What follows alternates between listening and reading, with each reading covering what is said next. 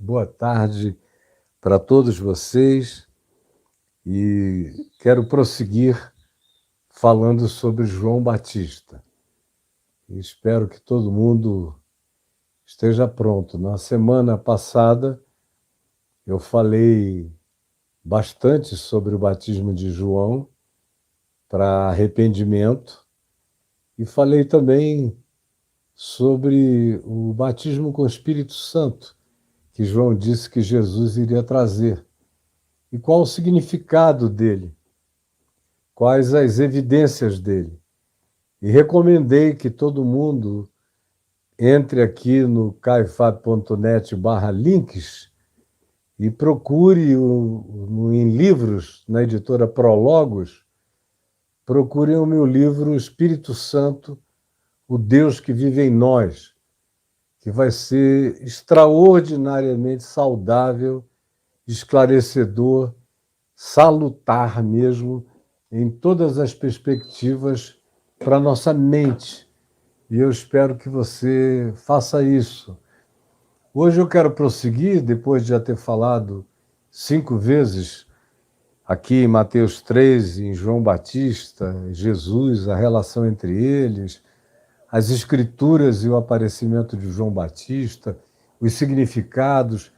Pois bem, hoje eu quero, na realidade, de certa forma, falar sobre alguns aspectos paralelos a esse texto aqui e que estão distribuídos nos outros evangelhos, aqui mesmo em Mateus, no capítulo 11, no verso 11, a gente vê uma conversa de Jesus com os seus discípulos e com as multidões, dando resposta a 2 discípulos que João Batista tinha enviado até ele. E está aqui em Mateus 11, eu quero puxar um pouco isso para dentro desse momento, porque depois nós não falaremos mais tanto em João Batista só de passagem. Então, já que o tema agora é João, eu quero chamar, por exemplo, Mateus 11 para cá, ou o texto de Lucas, capítulo 7, verso 28, e, sobretudo, aquela afirmação que você encontra também em João, no capítulo 10, sobre o fato de que João Batista não fez milagres. O testemunho que se dá aqui no Evangelho de João, é esse: João Batista, na verdade, não fez nenhum sinal, não operou nenhum milagre, mas tudo quanto ele disse acerca de Jesus era verdade. Repita isso comigo. João Batista, na verdade, jamais operou qualquer sinal, mas tudo quanto ele disse acerca de Jesus era verdade. Isso é extraordinário quando esses homens aparecem e dizem a Jesus isso. Olha, João,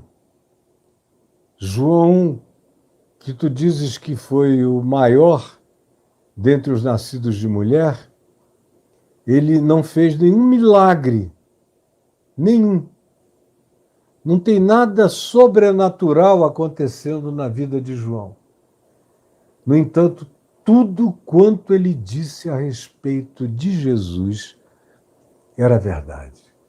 Esse é um testemunho que está para além de qualquer outra coisa. E é nesse ambiente que chegam 2 discípulos de João Batista a Jesus, já alguns meses depois de Jesus ter sido batizado. João Batista estava preso por declarar a Herodes que ele era um adúltero perverso, porque tinha tomado a mulher do irmão dele Filipe, e a filha de Filipe, Salomé, sobrinha dele, portanto, estava tendo relações com a esposa do irmão de maneira aberta, descarada, criando um choque para toda a comunidade de Israel.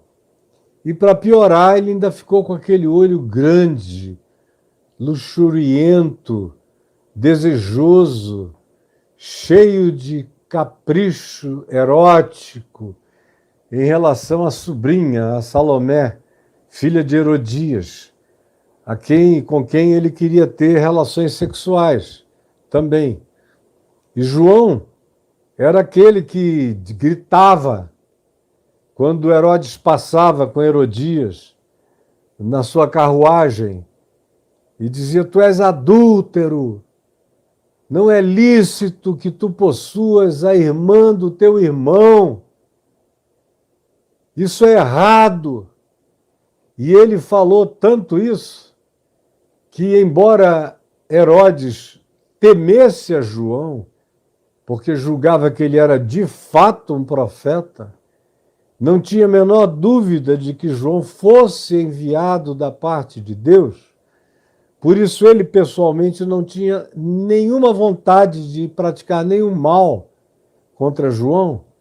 No entanto, a Herodias, que era a mulher de Filipe, o irmão desse Herodes de Jerusalém, ficava dizendo: esse homem, como é que tu deixas esse homem viver, correr atrás da nossa carruagem, gritar que nós somos adúlteros, não respeitar a tua autoridade de ficares com quem tu queiras?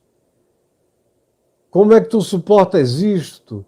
E fez tanto a cabeça de Herodes, que Herodes acabou mandando prender a João, mas com a intenção de soltá-lo. Passado aquele momento, ele queria que João se fosse.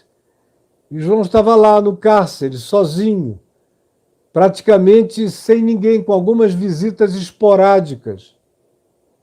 E é nessa solidão da prisão, da impotência, sem a liberdade de ir, de vir, de pregar, de falar, de se aproximar até de Jesus, se ele quisesse, porque ele estava contingenciado pela prisão. Aí, nesse meio e nesse tempo, há uma festa. E nessa festa, a sobrinha dele, mulher de Herodias, Salomé, filha do irmão Filipe, lá da Cesareia de Filipe, dançou na corte.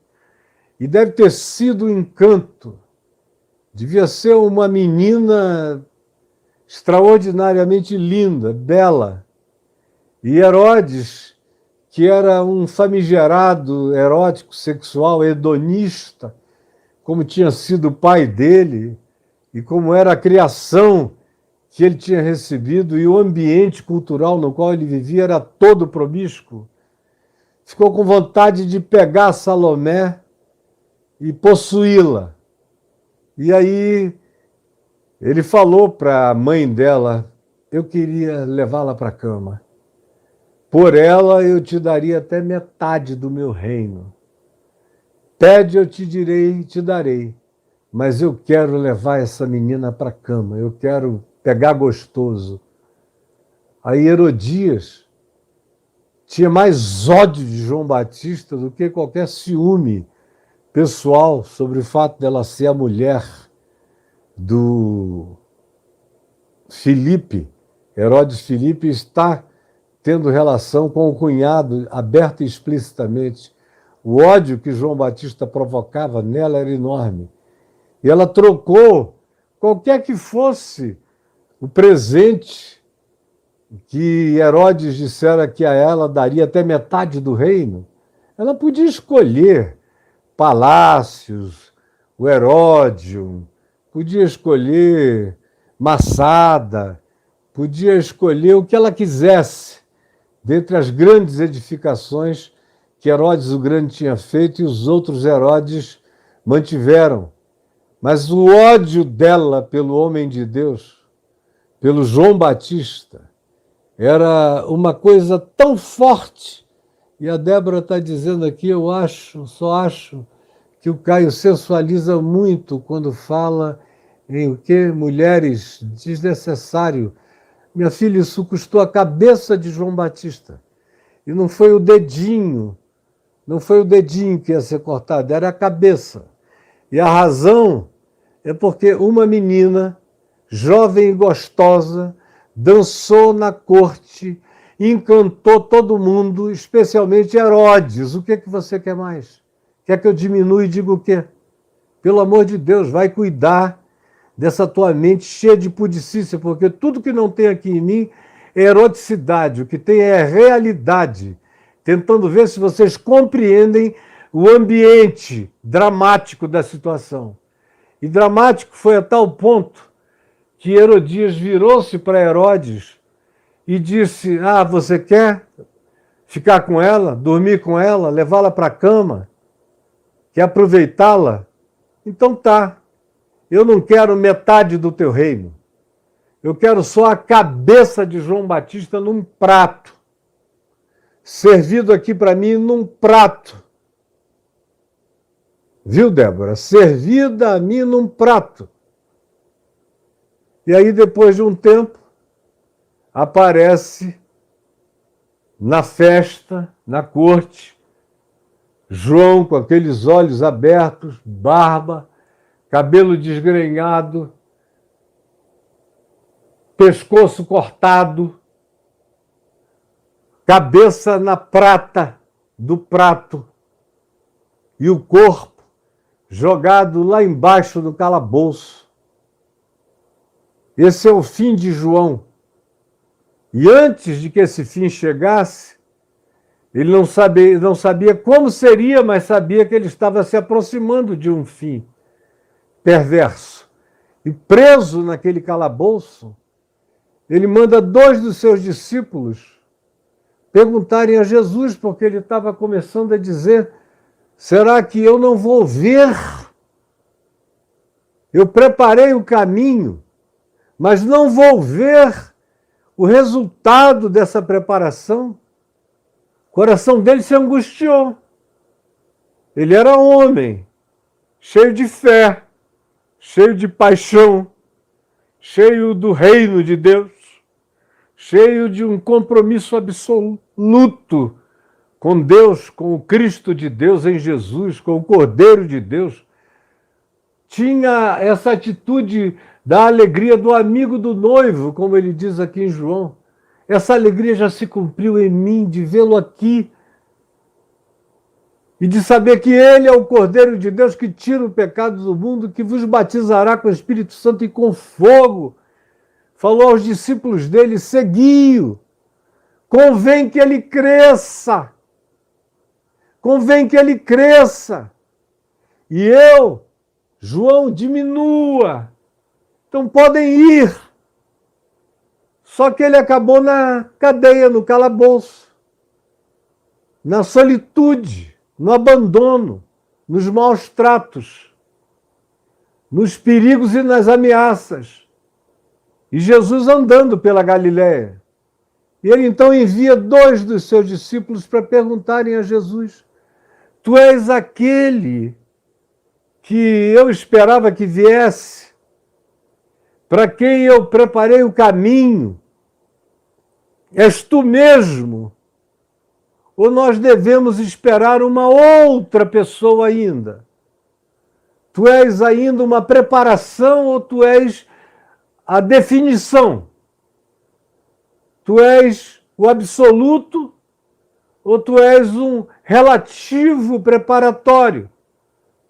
Porque o próprio João, como todas as pessoas piedosas dos dias dele em Israel, esperava que com o surgimento do Messias fosse haver um levante milagroso de poder libertador, de forças espirituais, de principados e potestades, de anjos com espadas chamejantes, que expulsassem os romanos, que separassem o joio do trigo, que reunissem o Israel justo e misericordioso, de gente boa.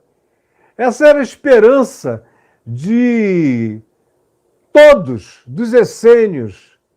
Era a esperança dos sicários radicais. Era a esperança dos zelotes. Era a esperança do povo simples. Era a esperança de gente piedosa como Simeão, como Ana, gente que esperava essa chegada, essa manifestação, e que tinham certeza que daquele menino, no caso de Simão, aquilo tinha se cumprido a tal ponto que João disse, despede em paz, Simeão disse, despede em paz o teu servo, porque os meus olhos já viram a tua salvação. E João Batista disse, eis o Cordeiro de Deus. Agora tem uma circunstância totalmente antagônica. Não tem mais luz no deserto. Não tem mais o espaço do deserto. Não tem mais as pessoas que o procuravam no deserto. Ele está preso, encarcerado, algemado e ameaçado no escuro. E Jesus andando.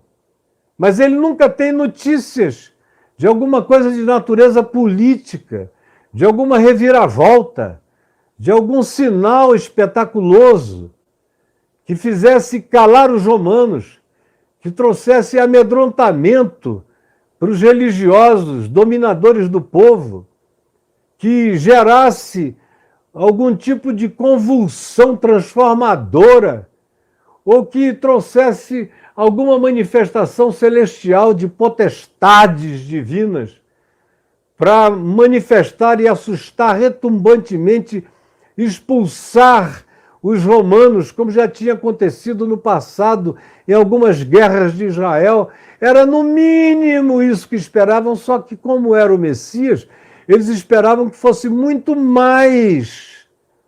Todo mundo tinha uma escatologia de natureza iminente. O próprio Jesus viveu declarando a vida como um estado existencial, escatológico iminente. Quem lê o Evangelho não pode se furtar de observar que o estilo proposto de existência é dessa existencialidade escatológica, porque cada dia é um último, é um escatom definitivo. Esse é o dia que o Senhor fez, é o dia chamado hoje. Hoje é o dia da salvação, hoje é o dia da decisão. Todo dia é escatológico. E se todo dia é escatológico, todo dia é existencial. Porque a gente bota todas as dimensões da existência na realidade da vivência daquele dia, que pode ser o último, o único que se tenha. Todo o ensino do Evangelho carrega essa existencialidade e essa escatologia que diz vigiai. Ninguém sabe o dia, ninguém sabe a hora. Pode ser hoje, pode ser amanhã, pode demorar muito. Vocês não sabem. O importante é não dormir, é ficarem vigilantes, é manterem-se acordados, é não perderem a esperança, é perseverarem até o fim, porque as dificuldades serão muitas. Mas quanto àquele dia, quanto àquela hora, quanto àquela época, ninguém sabe, nem os anjos, nem tampouco o Filho, porque são coisas reservadas para o Pai, são dele, e a ele eu me submeto. Mas a gente tem que viver todos os dias como se fosse um dia escatológico, um dia final, um dia onde o melhor da gente deva se manifestar e as realidades mais cruciais da vida da gente estejam vivas e manifestadas como a alegria de existir em Deus, em Cristo. Foi assim que Jesus viveu, foi assim que ele chamou os seus discípulos a viverem, é assim que o Evangelho ensina a viver cada dia. Tem essa escatologia existencial que para muita gente é insuportável. Esse estilo de vida, de entregar todo dia tudo, o melhor, inteiro, para Deus, a não fugir de nada, a não correr das possibilidades, a não fechar o coração e os olhos para aquilo que seja o clamor, para aquilo que seja a possibilidade de que eu intervenha e ajude, para aquilo que seja a possibilidade do exercício dos meus dons, daquilo que seja meu privilégio de vida, de ajudar, de socorrer, de soerguer, de andar junto, de ser um paráclito, um companheiro para os outros, um estimulador na vida. Todo dia esse é o Espírito. Foi isso que Jesus ensinou, é isso que o Evangelho ensina. O Evangelho me apresenta essa existencialidade escatológica iminente. Porque se o pai de família soubesse a que horas vem o ladrão, Jesus disse, ele vigiaria para que a sua casa não fosse arrombada. E ele disse isso como uma metáfora, dizendo, vocês também não sabem que horas vem o Filho do Homem. Ele pode vir a qualquer hora. E quando ele vier, um será tomado, outro será deixado. Dois estarão no campo, um será deixado, outro será levado. Dois estarão dormindo numa cama, um será deixado, outro será levado. E os anjos é que farão isso, esses seres de outra dimensão, celestiais, é que têm o papel ministerial de realizar isso. Quando eu voltar como Messias, definitivamente vencedor.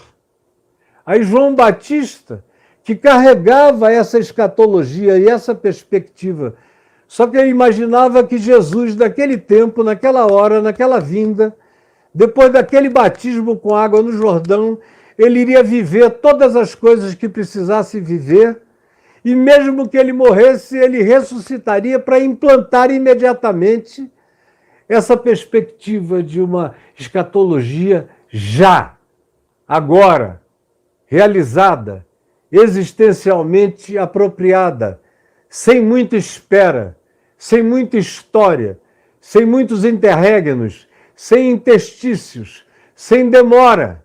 Era isso que João Batista esperava, como também todos os seus apóstolos, quando perguntaram a Jesus, lá no Monte Olival, antes de Jesus subir aos céus, será esse o tempo em que tu restaurarás o reino a Israel? Se referindo à volta de Jesus, que seria, segundo eles, imediata. Essa era a esperança deles. Ele vai, mas ele volta logo. Havia aqueles que diziam que, dentre os apóstolos, João, inclusive, nem morreria. Era o mais jovem, ficaria para ver. João diz, lá no capítulo 21 do seu evangelho, que corria esse boato, embora fosse só uma boataria, fake news, porque Jesus nunca tivesse dito isso. Então, essa era a esperança de todo mundo. Esse é o tempo, Jesus disse, não vos compete conhecer tempos ou épocas que o Pai reservou para a sua exclusiva autoridade, mas entrai na cidade, ficai e orai, até serdes revestidos de poder, de dunamis. E aí então saiam e sejam minhas testemunhas, tanto em Jerusalém como em toda a Judéia e Samaria e no mundo inteiro. Vão cheios desse poder que vocês vão receber. Não fiquem dentro de um aquário, não criem uma bolha. Vão para a vida, vão para o mundo. Vão ser sal da terra, vão ser luz do mundo, vão dar gosto à vida, vão trazer perspectiva onde não há perspectiva. É para isso que eu designo vocês. Não foram vocês que me escolheram, fui eu que escolhi vocês. E escolhi para que vocês vão e deem o fruto da minha vida, o fruto do meu amor, o fruto da minha verdade, o fruto da minha justiça, o fruto da minha existência, o fruto do meu modo de tratar. Eu é que designei vocês para que vades e deis fruto e o vosso fruto permaneça. Mas todo mundo esperava que tudo fosse muito rápido, que não houvesse interregnos. E João Batista, naquela cadeia, sem notícias de nada, só ameaça, manda esses 2 discípulos irem perguntar. E eles chegam a Jesus. A gente lê em Lucas 7, esse texto, em Mateus 11, o mesmo texto, quando eles chegam lá e dizem, olha, João Batista nos mandou vir aqui para perguntar se és tu mesmo ou se nós devemos esperar um outro ainda. Porque ele estava esperando que tu realizasses algumas coisas que ele não soube ainda. Por isso ele está na prisão, angustiado. Aí Jesus não disse nada àqueles que foram enviados por João. O que ele fez? Você lembra? O texto diz, você lê aqui em Mateus 11, ou lê em Lucas 7, você vai ver que Jesus pegou os doentes, curou os cegos, os surdos, os paralíticos, os coxos, os mudos, os gagos, os lunáticos, os com deficiência cognitiva, expulsou demônios, realizou uma quantidade enorme de sinais e de milagres extraordinários, idênticos àquilo que o profeta Isaías tinha descrito como sendo sinais da vinda do servo do Senhor, do Messias do Senhor, que faria os coxos saltarem. E aí Jesus cumpre de novo a profecia de Isaías, de cegos vendo, coxos saltando, rios e fontes borbulhando no deserto, graça aparecendo de todos os lugares. E quando ele realiza isso, quando ele cumpre ao pé da letra, diante dos olhos dos discípulos de João, o que Isaías também tinha dito que o Messias faria, ele lhes diz, e depois ter com João e dizei a ele o que vós vistes. Os cegos veem, os surdos ouvem, os paralíticos ouvem, os perturbados mentais são pacificados e aos pobres é pregado o evangelho do reino de Deus. E diz a ele isto e mais, que bem-aventurado é todo aquele que não encontrar em mim nenhum motivo de tropeço.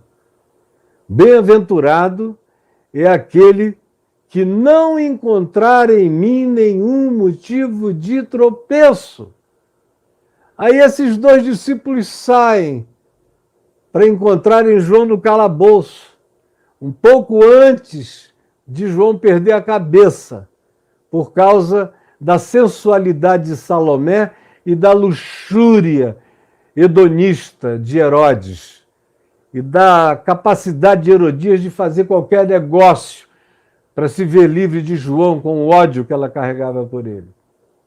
Então chegam esses dois discípulos e contam essa notícia. E enquanto eles estão indo, Jesus reúne os discípulos e as multidões. Está aí em Lucas 7, em Mateus 11.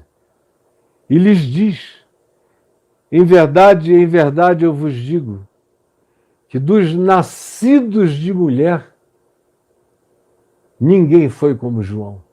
Ninguém. Olha, de Adão para cá, de todos os nascidos de mulher, pode pegar a lista inteira. As pessoas que você acha mais extraordinárias, como, por exemplo, Enoque, que eu particularmente tenho uma admiração imensa, que andou com Deus e foi um dos profetas mais visionários do olhar espiritual e da interpretação do que estava acontecendo na história humana. Você aprende isso quando lê o livro de Enoque.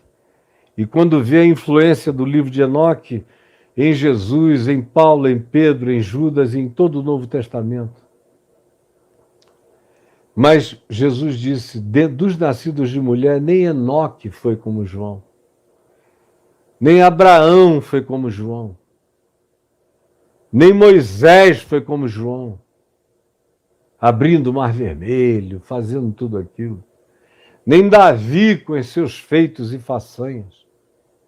nem Josué parando o sol. Ninguém foi como João, nem Samuel, nem Elias, nem Eliseu.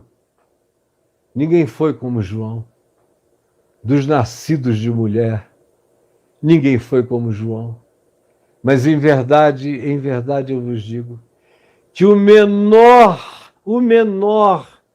no reino de Deus, no reino dos céus, é maior do que João, o menor que esteja tendo essa revelação, o menor que olhe para mim e receba a luz do Pai e diga: tu és o Cristo de Deus, mesmo que tu não tenhas vindo para preparar o meu caminho, mesmo que tu não sejas profetizado pelo profeta Isaías, como foi João Batista, mesmo que o teu nascimento não tenha sido um milagre da concepção de dois idosos, de dois velhos, que tiveram potência para dar à luz a João Batista, Zacarias e Isabel, idosos. Mesmo sem nada, mesmo sem o grito e o clamor de João, mesmo sem o ardor de João, mesmo sem ter tido uma vida de nazireu, dedicado a Deus, comendo gafanhoto e bebendo mel silvestre, mesmo que a tua vida não tenha sido a de um ermitão, a de um monge de inteira dedicação, não. No reino de Deus, todavia, para trás dos nascidos de mulher, até o dia de hoje, não teve ninguém maior do que João. Mas em verdade eu vos digo que o menorzinho no reino de Deus é maior do que o do João Batista. Isso sempre me faz lembrar de um amigo meu, do Cúrcio, marido da pastora Silvinha, que era pastora da igreja da Urca, com quem a Adriana trabalhou há muitos anos. E num retiro espiritual da igreja lá deles, eles estavam conversando à noite, aquelas conversas de retiro, e aí falando da graça de Deus e do perigo que os religiosos, legalistas corriam, porque eram cheios de si, e Jesus trazia denúncias violentas contra eles. Aí chegou a dizer que aos fariseus e aos religiosos: em verdade eu vos digo que muitos publicanos, pecadores e meretrizes vos precedem no reino dos céus. Aí o Cúrcio ouviu aquilo, aí todo mundo: o que é isso? Gente nova, né? Publicanos, pecadores e meretrizes precedem aos religiosos mais morais, mais rigorosos daqueles dias. O que é isso? Aí o Cúrcio, ouvindo aquilo tudo, falou: não quero nem saber. As prostitutas podem até me preceder, desde que eu entre. Desde que eu entre. Não estou querendo saber quem é que entrou antes de mim. Eu só quero entrar, tanto faz quem chega na minha frente. Tem lugarzinho para mim aí? E até hoje, eu e a Adriana, de vez em quando, nos lembramos dessa história. Essa semana mesmo a gente riu de novo. Não quero saber se as prostitutas me precedem, eu só quero entrar também. Então, ninguém foi como João. Todas essas figuras que para você são idolatradas, como tem crente que idolatra Moisés. Eu tenho dito frequentemente que o cristianismo é mais discípulo do Velho Testamento do que do Novo. É muito mais discípulo de Josué, de Moisés, de Davi, de Sansão, de vitórias extraordinárias de Israel, ou de promessas que alguém fez, dizendo: se tu me deres a vitória, eu te entregarei isso e aquilo. Adeptos de barganhas primitivas, que ficaram para trás. Em Cristo, todas as barganhas morreram. Embora Deus nunca tenha feito barganhas, mas a mentalidade humana, até hoje, não consegue pensar numa relação com Deus sem que seja uma relação de troca, de sacrifício, de oferenda, como é a pergunta do Salmo 116, que darei eu ao Senhor por todos os seus benefícios para comigo? Essa é uma pergunta latente ou patente no coração de todo mundo. Todo mundo quer dar alguma coisa a Deus. E ultimamente, de uns 30 anos para cá, é grana. Deus só aceita dinheiro. Antigamente o pessoal ainda ofertava oração, jejum, consagração, dedicação, um período de silêncio, leituras da Bíblia. Ainda tinha isso, era uma barganhazinha, mas era muito mais limpa, mais pura, mais suave, mais santa. Até 1986, quando chegou a teologia da prosperidade, a confissão positiva, e a igreja que restava no Brasil foi liquidada. Ficaram alguns poucos que não dobraram os joelhos a Baal, mas o resto foi liquidada aqui entre nós. Ninguém foi como João, Jesus disse, mas o menorzinho no reino dos céus. Toda a Dona Maria, todo o seu João, todo o seu José, toda a Marcelinha, toda a Déborazinha, todo mundo, todo o Heron, toda a Ana Lúcia, todo o Castro Carvalho, todo o Adair, toda a Raquel, toda a Denise Campos, todo mundo do reino de Deus que tenha tido um mínimo de coração para Jesus, Ana Frota, Isis Saad, quem quer que entregue o coração e receba esse batismo, que também não demanda nenhum sinal exterior, nenhum. Assim como João Batista não fez nenhum sinal, o batismo com o Espírito Santo que vem de Jesus não precisa trazer nenhum sinal. O de Jesus foi uma pomba que desceu sobre ele em forma corpórea para testemunha a João Batista e ao povo. E no Pentecostes foram línguas de fogo e o som como de um vento impetuoso e ponto. Teve aquele episódio de Atos 4 onde a terra tremeu, mas foi só. E nada disso é evidência. Só é batizado com o Espírito Santo se vier em línguas de fogo ou um vento impetuoso, ou se o chão da casa tremer, ou se você prorromper falando em outras línguas e profetizando. Não, isso pode acontecer. Mas não é condição sine qua non para nada. Assim como João não fez nenhum sinal, mas ninguém antes dele foi semelhante a ele, no reino dos céus o menor é maior do que João. E o menor, sendo sincero, é maior do que qualquer um outro que tenha todos os dons. Como diz Paulo em 1 Coríntios 13. Tenha todos os dons. Todos. Fale em línguas, profetize, tenha ciência, sabedoria, discernimento, fé a ponto de transportar montes, capacidade de operar milagres, capacidade de doar dinheiro, dar até o próprio corpo para ser queimado, não conservar nada para si e dar para o próximo, mas se não for por amor, se não for por amor genuíno a Deus, no próximo, que é onde Deus aceita o meu amor, e é só onde Ele aceita o meu amor, é no meu cuidado pelo próximo, pela criação, pela natureza, pelo que Ele criou. É só aí que eu posso manifestar o meu amor, como diz João na primeira epístola dele. Deus só vê amor em mim se isso se manifestar como um fruto do Espírito Santo em mim, amando a Deus no próximo. Porque, como diz Paulo em Gálatas 5, o fruto do Espírito é amor. O fruto do Espírito é amor.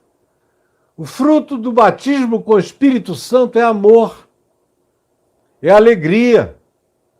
é paz, é bondade, é benignidade, é fidelidade, é mansidão, é domínio próprio. São essas coisas que existem acima de qualquer lei. No reino de Deus, todas essas leis de Moisés viraram coisa de menino na creche. Agora, qualquer pequenino que ame e olhe com simplicidade, amando a Deus no próximo e amando a Deus na vida e tratando a criação com reverência devocional, esse já é maior do que João, porque foi selado com o penhor do Espírito Santo da promessa. Foi batizado e selado com fogo, como diz Paulo em 1 aos Coríntios, no capítulo 12, onde ele diz: pois todos nós fomos batizados num só Espírito, num só corpo. E a cada um de nós foi concedido graça, foi concedidas dons, serviços, como expressão do nosso ser. Cada um de nós, de acordo com cada um de nós. Aí Paulo fala do corpo como metáfora e diz, ora, assim como o corpo tem muitos membros, muitos órgãos, mas cada um deles tem uma função diferente. No corpo de Cristo também ninguém é igual, ninguém tem os mesmos dons, ninguém é feito em série, ninguém é feito para repetir as mesmas coisas. Não há industrialização de carisma, tem que ser pessoal, ninguém pode forçar nada, ninguém deve obrigar ninguém a coisa alguma. Não se deixe levar por qualquer tipo de constrangimento que diga que a evidência de que você está em Cristo, foi regenerado em Cristo, foi batizado pela fé em Jesus e só creu em Jesus porque foi o Espírito Santo quem te batizou, como Jesus ensinou. Bem-aventurado tu és, Pedro, porque não foi carne nem sangue quem tu revelou essas coisas, mas meu Pai. Sem revelação, e essa revelação é do Espírito. Ou como ele diz em Lucas 10, Jesus diz, quando os discípulos vieram felizes dos 70 que voltaram, dizendo, olha, milagre para todo lado e até os demônios se nos submetem por causa do teu nome. E aí Jesus disse, alegrai-vos, não porque os demônios se vos submetem, mas porque os vossos nomes estão escritos no livro da vida. É outro departamento, é muito maior. Não percam tempo com essas alegrias carismáticas, porque isso aí qualquer um pode realizar, até o falso profeta que diz Senhor, Senhor. Em teu nome operamos milagres, curamos, profetizamos, e eu direi, eu nunca vos conheci. Então alegrai-vos não por causa disso. Os sinais não são esses. O sinal é amor, alegria, paz, é o fruto do Espírito, que é o fruto do Espírito Santo, que é o fruto do batismo com o Espírito Santo, que é o fruto da regeneração, que é o fruto da conversão, que é o fruto da vida nova, que é o fruto da nova criação, do regênesis. De acordo com o que Paulo diz em 2 Coríntios, no capítulo 4, capítulo 5, onde esses temas estão todos abordados. O menor no reino de Deus é maior do que João. Porque todos nós, os mais simples, mas onde há genuinidade, sinceridade, aonde todo aquele que invocar o nome do Senhor, que disser, eu te quero, Jesus. Como Jesus mesmo disse, eu falei na sexta-feira passada, ora, se vós que sois maus, sabeis dar boas dádivas aos vossos filhos, quanto mais o Pai não dará o Espírito Santo àqueles que lhe o pedirem. Aí você foi ensinado no pentecostalismo, que você pode até estar salvo, passou pela cruz, pelo sangue, mas enquanto você não falar em línguas, você não é batizado com o Espírito Santo. Aí inicia-se o processo da carnalidade. Aí o cara, tem gente que nunca vai falar em línguas, como Paulo diz em 1 Coríntios. Porventura falam todos em outras línguas? É uma pergunta retórica, a resposta é não. Porventura todos profetizam? A resposta é não. Porventura todos operam milagres? A resposta é não. Porventura têm todos dons de curar? A resposta é não. Porventura todos têm variedade de línguas? A resposta é não. E Paulo disse, olha, eu quisera que nenhum de vós falasse em línguas, mas se conseguissem falar 3 palavras, 10 palavras, concatenadas, inteligentes, para a edificação do próximo, eu preferiria infinitamente mais. Eu posso falar muitas línguas, mas eu prefiro não falar nenhuma, mas falar exclusivamente a língua que vocês entendam, com a qual eu possa edificar o coração de vocês. E já lá naquele tempo, no 1º século, aí por volta dos anos 60, Paulo está falando com uma comunidade que já estava toda tomada por essa noção equivocada de que se não falassem em línguas, o Espírito Santo não tinha se derramado. Olha como esse negócio é velho. E é angustiante. E é uma máquina de produzir carnalidades.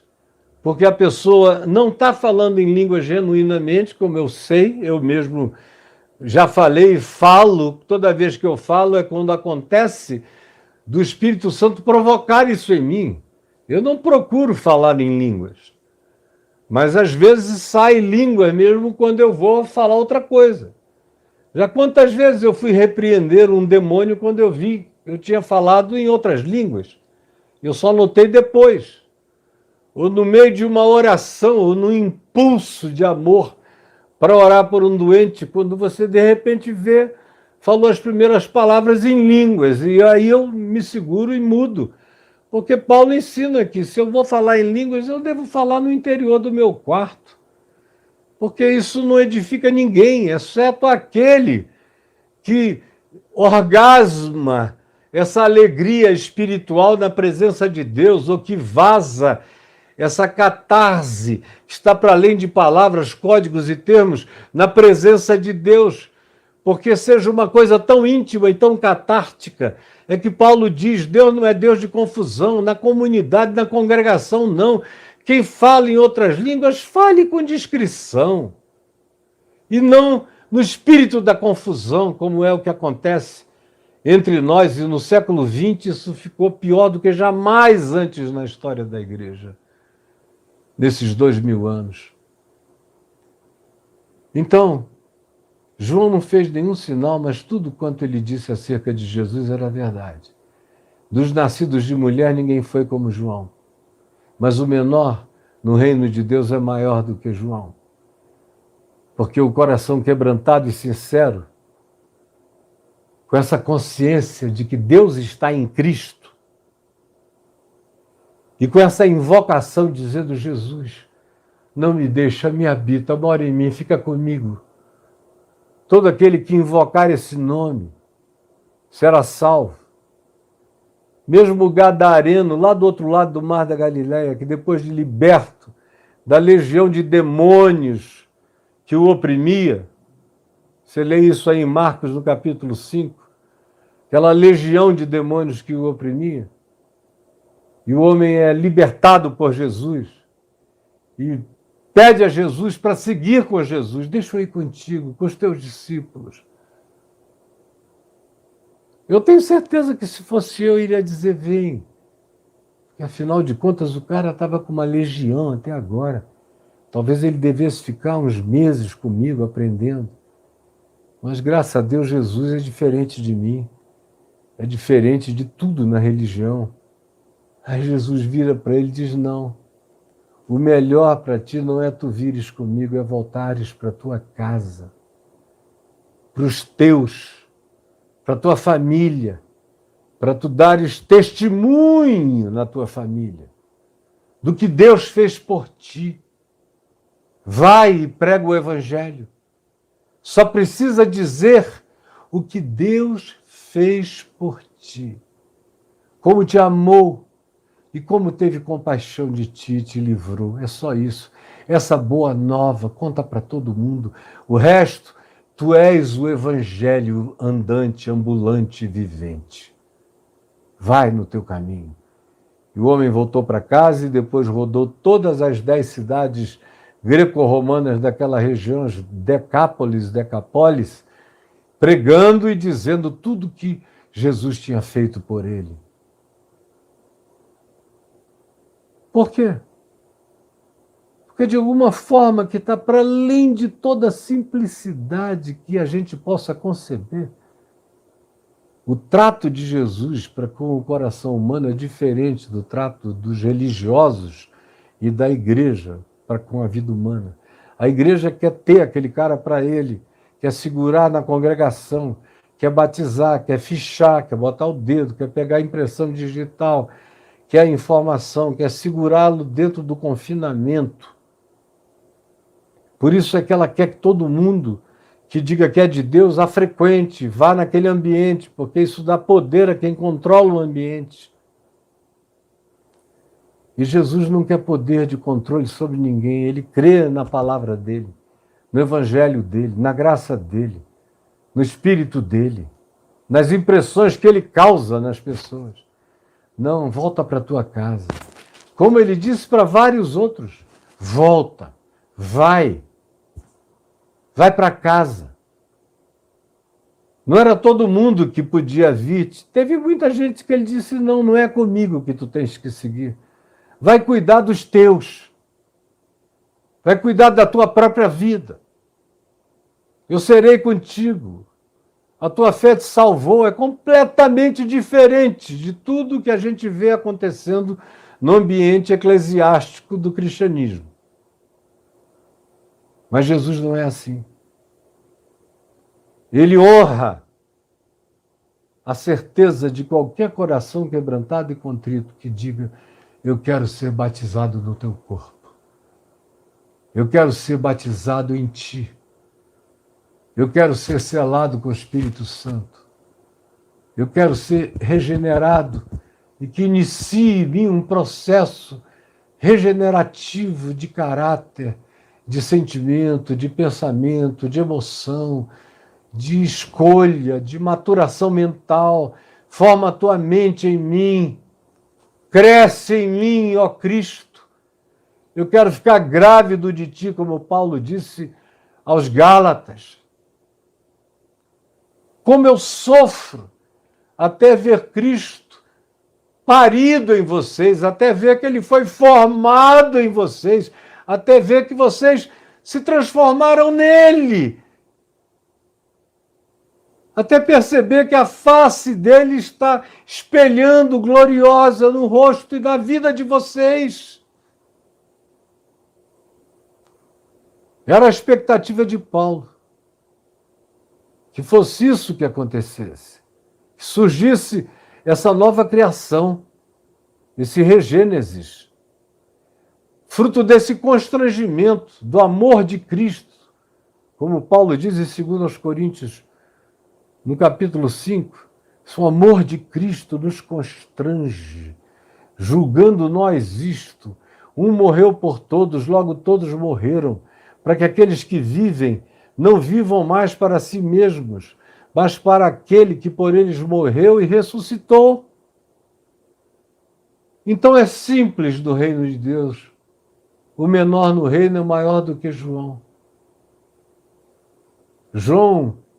E Jesus disse, porque a lei e os profetas vigoraram até João.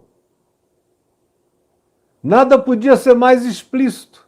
João foi o corte final. A lei e os profetas ficaram para trás. Agora, só se tira da lei e dos profetas aquilo que passa no filtro do Evangelho.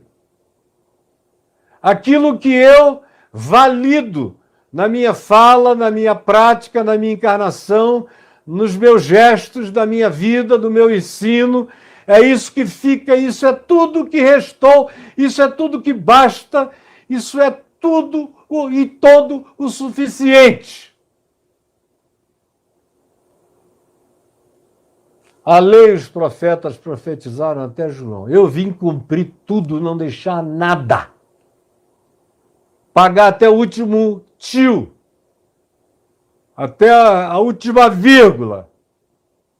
Cumprir tudo e gritar: está consumado, está pago. E Paulo diz que todo aquele que crê em Jesus é batizado na sua morte. Todo aquele que crê na sua ressurreição é batizado no selo da ressurreição, da vida eterna, da esperança eterna, da alegria eterna, da perseverança eterna. Isso é batismo no Espírito Santo.